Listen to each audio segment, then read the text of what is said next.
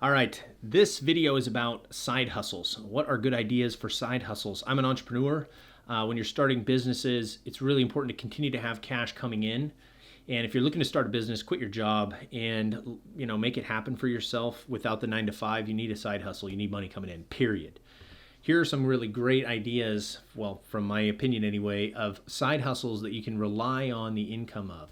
And if these projects will also work if you have a normal 9 to 5 job and you don't have the ability to quit and work on your thing full time. These are still things that you can do a couple nights a week to make money and provide for yourself or your family, whatever your situation is. The first one is being a personal trainer. You can work as a personal trainer on Monday or Tuesday and Friday, and that's it. And it's really great because most people train during the morning or the night. So your whole day is free. If you've got a 9 to 5, and you want some extra cash, you can go train people before work and then after work, and it shouldn't be a big deal. That's a really, really great strategy for somebody who wants consistent revenue as well, because you book these big packages and you get paid every month, right? So people come back to you over and over. I mean, typically trainers, as long as people don't move away, are going to have clients for years and years if you're good at building a relationship. So that might be a really great way for you to ease yourself out of a 9 to 5, or if you have a 9 to 5, get some more money, even if it's just for advertising dollars, so you can pump your side project, your entrepreneurial project, with more ad spend.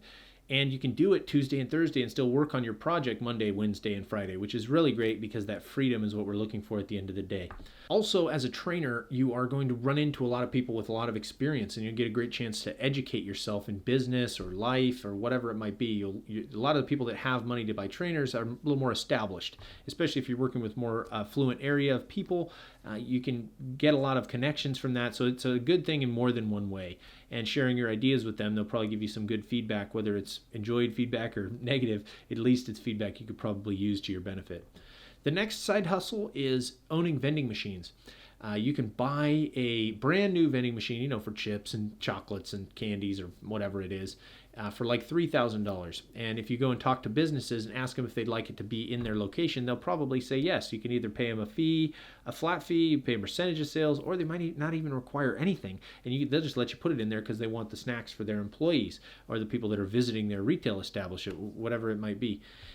Either way, the money that you can make is really great returns, but it's not huge in dollar amount. So you're not going to make crazy huge lump sums of money, but I mean, if you're spending $100 on chips and sodas, you're going to end up getting $200 back or whatever the numbers are because the markup is so good. So that is definitely something to keep in mind. So if you had like 10 of these different machines, I mean, I know a guy's making millions of dollars doing this. He built a whole business. He ended up making his own drinks to fill it himself, and now he got to double the margin. You can make a lot of money. But what's really interesting about this, especially for e-commerce people that are interested in starting an e-commerce product, there's a lot that needs to be learned about the difference between cash flow and profit. And this is a really great way to do that because you have to buy the machine, and then you have to buy the product, and then you have to fill the machine with the product, and then people start buying the product, but you're not going to realize profit yet because you have to go buy more product. And then people start buying the product, and then you can't let it run out to zero. You got to buy more product, and then you have to fill it up again. So it's this ever-moving thing of reinvesting in the company. So when do you actually realize profit? Well, it's going to take you about a year before you're quote-unquote profitable, especially after you consider the machine purchase. But it's, like I said, it's great returns on your money. You can have people that work at the location act as manager of the facility, so they don't have to call you, or that is one of the problems, is they're going to call you if a chip gets stuck or something breaks, and then you got to go out there. But really, you should only be going out there most of the time if you've got to refill the machines. So it's a great option that way. If you're going to buy machines, the new ones, like I said, are like $3,000. You can buy a refurbished machine, which means that it's working. It's a big deal. For like $1,500, or you can go on Craigslist and risk it for a few $100s and buy one that's used, which who knows if that thing's going to be actually working or not. And then you got to spend a bunch of money to have it fixed. It's a whole thing. So it's a real option for making money. It's very passive. It take you like an hour to go fill the machine up, but you do have to go buy all the stuff. But if you've got a bunch of machines, now you're talking about a chance to actually make some substantial money on it. The next one is loan doc signing, and you can be an agent for that. So when you sell real estate, the commercial lender cannot be the person that allows you to sign the loan, and neither can the real estate broker that's involved in the transaction. They need an independent third party, and that person can get paid, and they do get paid. But if you've ever bought a piece of real estate, you always sit with this person. They're either at your house or some facility that you go to, and you sit and you sign all the docs. And they're a notary, so you'd have to get notarized because they need to confirm your identity, of course, if you're about to sign loan documents. But that's not a laborious process, and you can monetize that as well. That's not the point of this video, though. The point is that if you can make a relationship with lending agents, they will recommend you to go and be the person that signs those documents.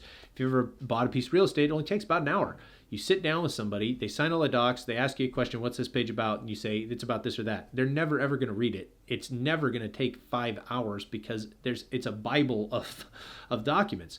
So your job is to sit there, walk them through the documents, confirm their identity, make sure they sign them, and then leave and transfer the documents to the appropriate person. And for that, you get paid like $100 or $150.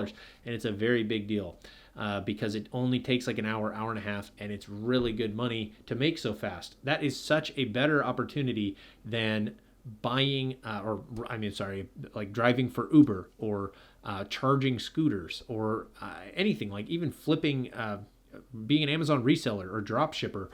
People think you make a lot of money doing that, and people have, but those things are fleeting and they're gone. So it's a really low impact as far as time, and the profits, terms financially speaking, they're much higher, and you just realize true profit, unlike other options like a vending machine ownership. I would never recommend being like a bartender or something like that. It takes away, it's going to mess with your sleep, and it takes away from the focus, from real passion that you're trying to put into your ability to last as an entrepreneur and start your new project. What we want are projects that can build on, oh no, well, my light died, but I'm going to finish the video anyway. What we really want are projects that are going to grow you as an entrepreneur too. And a big part of that can be writing. And going on Upwork and writing articles for people in your industry or out of it can be a very, very good thing.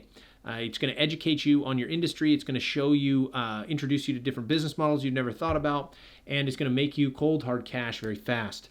One of the things that's good about it is the ability to do work for money. So it's a direct one-for-one comparison. They're just like being a personal trainer. I give you my time and you give me money. That's nice. It's very consistent like being a trainer because you can get relationships with people that need writing, and you can lean on those again and again. They'll hire you and rehire you to make sure that their work is getting written, that they want written. So that's really good. And the last thing is, if you're trying to learn about a specific subject and dive in deep as an entrepreneur for your business, you can find people that are looking to have things written on that topic and write for them or be hired by them. That's only going to expand your knowledge and experience. You're going to, if you get in with people, they'll teach you some of their secrets of the trade, as it were. So what we need to be conscious of, though, is the time that it does take and what's being made. Its industry standard is $3 for 100 words. Keep that in mind as you think about your rates. But then also go write 100 words. It doesn't take that long, especially if you're educated on a topic. It's going to be a no-brainer for you to be a writer because you can pound it out and make $200 really quick. So that's something definitely to think about as far as making money.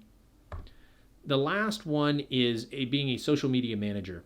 If you are a social media manager, you are going to post pictures on Facebook or LinkedIn or Instagram for companies and write copy and tags for them, and perhaps find creatives or make creatives for them as well, and then post them and manage the comments and all that. It is very low impact, and if they don't care about using stock photos even, it's a very, very low impact because you're just going to be able to run their social media for them. You should be able to charge upwards of $500 and there are per month, and there are a million people looking for this on Upwork. Go on Upwork, go apply to jobs. You have to pay a few bucks to do it, but it is crazy affordable with the way you're able to do it. And the same thing, I don't know if I mentioned with writing, you just go on Upwork and find jobs there as well. Once you get these jobs to perform, you need a camera, obviously, but you can use your phone if it's a product shot. Just take some nice phone pictures, post them up, and be really engaging in comments, and then use a company called Kicksta, kicksta.co. They are a growth management tool for Instagram. They'll get you better engagement, and you can also use Stim Social, which will help get you followers to follow, basically go and like pictures based on hashtags and get engagement up, and then manage the comments, and that's really it. It's not that complicated, and it's really easy to keep clients happy as long as you're posting. A really good way to get consistent income every month that does not take a ton of time.